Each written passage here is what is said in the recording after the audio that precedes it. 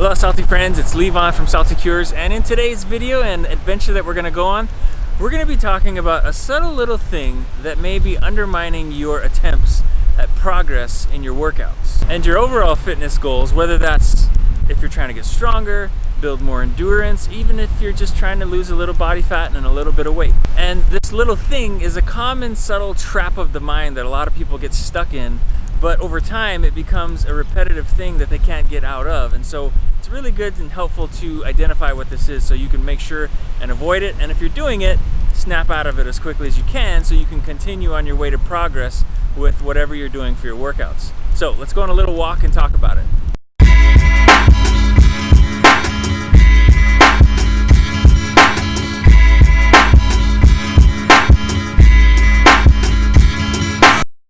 Now, real quick guys, before we start talking about what we're here to talk about today, just wanted to invite you again to the Summer Slimdown Fitness Challenge, which is going on right now, all through the month of June and July 2020.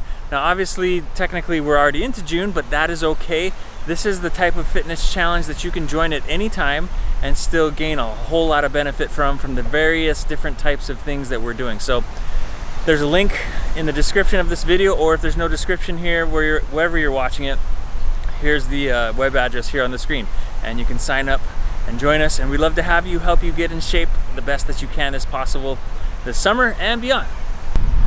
So in a lot of recent videos guys, we've been talking a lot about mindset related subjects that have to do with your fitness and how you can get that in check so that you can get better results. Now today we're going to talk about something that's kind of still a little bit having to do with mindset, but the mindset specifically surrounding something that you need to make sure you do in your workouts to make sure you're getting the most out of those workouts so that you can get to the goals that you want to get to.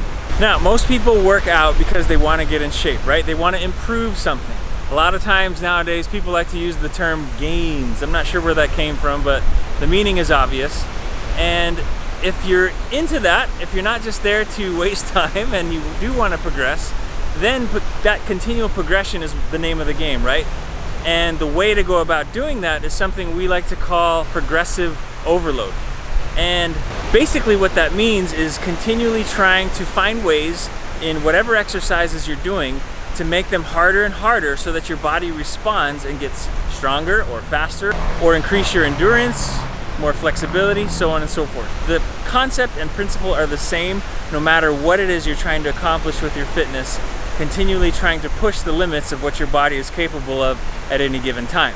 Here's a very important question though. How many times when you've done your workouts over the years have you found yourself doing the same weights, the same repetitions, the same exercises over and over and over? You might think that you're doing a good workout, right? Because it feels like a good workout. That's understandable. But is it really a good workout? At least in the sense of what we're talking about here, where we're continually striving for this progressive overload approach in trying to better and better our physical skills? It might not be. I'm going to tell you a quick story about a client that I had years ago. We'll call him Joe. So Joe was a longtime client of this private training facility that I worked at. Those types of clients tend to pay the big bucks, but they tend to stay a long time, which is cool. However, sometimes the thing that is not cool is that these clients tend to do the same things over and over and over for years. And it often really shows in their progress, or lack thereof in this case. So in Joe's case, I remember clearly we were doing a lat pull down machine. And I had noticed in some of his previous workouts with some of the other trainers that were there at our gym, he had done a certain weight every time. And I thought to myself, he's pretty strong. He's been doing this for a while. I'm sure he could do more than that. So I tried to sneak a fast one on him and put a little bit more weight on the stack there on the lat pull down machine. And he looked at me kind of like, oh no, I don't do that. But in my head, I thought to myself, how do you know? And I said, well, okay, how many reps do you normally do on this particular weight that you do? And he said, I don't know, something like 10 or whatever. And so I said, okay, let's do a little experiment. We're gonna do this weight that you always do, and when you get to 10, I want you to keep going until you can't do any reps anymore. And sure enough, what do you think happened? He went way past 10. I think he went past 20. And so the moral of the story here is he thought he was getting a good workout, and in some senses I guess he was, but in the sense of trying to progress further and further and get stronger at this particular thing, he was not doing himself any favors by staying at that same weight possibly for years. I don't recall exactly, but I'm pretty sure later on in the workout, we came back to that machine again and put on more weight, and sure enough, he could do that too. So again, it goes to show that you really can do a lot more than you think you can, and your body is capable of more than you think it is. Now, some of you might be listening to this story and thinking, well, that's cool for Joe, but I'm not trying to get big and buff like that, or I'm not trying to get stronger, or whatever the case may be, whatever your goal is. Whatever your goal is, it does not matter, because the principle is the same. Whether you're trying to, like we talked about earlier, get stronger, leaner, more tone, better endurance, or even something as simple as increasing your flexibility, you have to do more and more and more in order to push your body to get to that next level of progression. If you do the same thing over and over, your body simply does not respond. If you push it a little harder each time, it does respond to that, and you'll love the results. Besides, how do you know what you can and can't do if you never even try? So right now, I contest this. You do not push yourself hard enough, okay? I'm willing to bet money on that. Most people are in that boat. I know there's this legitimate concern of overtraining and pushing yourself too hard and getting injured.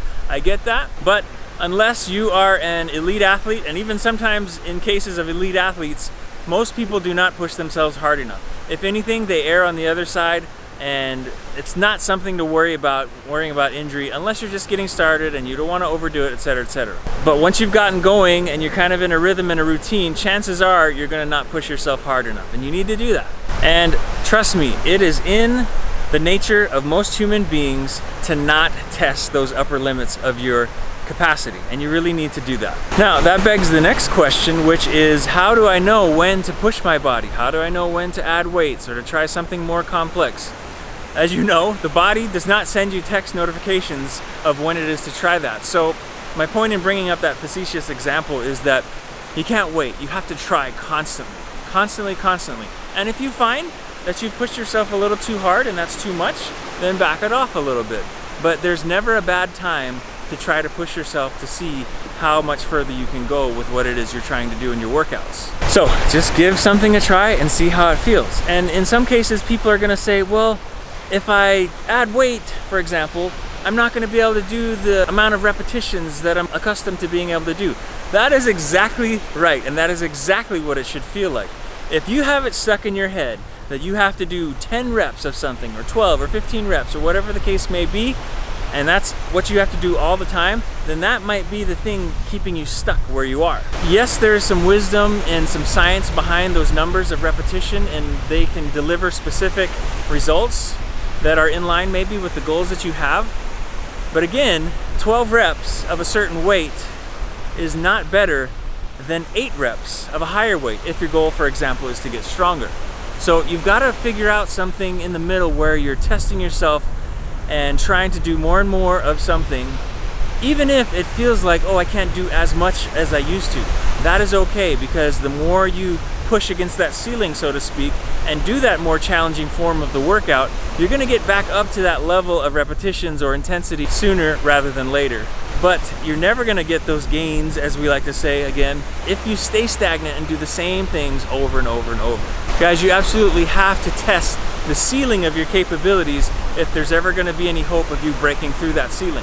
Now, there's a very important sub-layer to this whole conversation that we need to take a look at as well, and that is, if you are not regularly keeping track by writing down, preferably, the number of weights you do and the repetitions and all that stuff that we've been talking about, then you really don't know where to start, right? And where to go from in order to push through that ceiling like we just talked about. Heck, it might even be possible that, let's say you've been going to the gym for a while doing 100 pounds of something for 10 reps, but you're not really fully cognizant of that fact, and say you take a break for a while, come back to the gym, you put it on 80 just by coincidence, and you start doing it and you say to yourself, oh, that feels pretty good.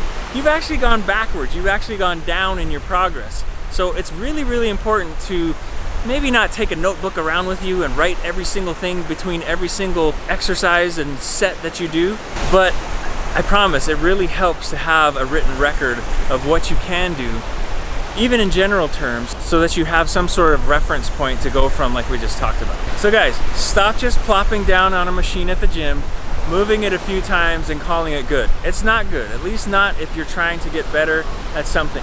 Now, in a lot of people that may instantly trigger the fear of, well, what if I don't know what I'm doing? Or what if I'm a little too scared and nervous of getting hurt when thinking about adding more resistance to something? Those are all legitimate and understandable concerns, which is why you gotta ask for help. If it's not a fellow workout person that you have, if you're working out alone, or if it's not somebody else working out nearby you, you can always call on the staff of a gym or wherever it is you're working out. And the reality is, most people understand what it's like to be wherever it is that you are if you're trying to make progress. And we're all in there, despite what it may seem like, to help each other out. And 99% of people, when you ask them for help, they're gonna jump to it because they wanna see you succeed, because they wanna succeed too. And like I said, we're all in it together when we're trying to get in better and better shape. So guys, I hope you found this helpful. I hope you found maybe some hope that there is a way that you can get past any plateaus maybe that you've been on, or get to that point that you'd like to be with your progress towards your goals. If you have some additional specific questions relative to this topic, be sure and leave them as a question in the comments below, and I'd love to help you out with those. Furthermore, again, we do have the Summer Slimdown Fitness Challenge like we talked about earlier, and that is a great place to get questions answered live, because we do those every single week on a live Fit Talk coaching basis, like we call it. Also, if you know somebody that might benefit from this talk that we just had in getting better and better at whatever it is they're trying to get in shape for, please share this video. Also, don't forget to like and subscribe to the channel. Turn on that bell notification to get notifications when new, awesome, and hopefully helpful videos like this are posted. And I will talk to you guys in the next one. Aloha.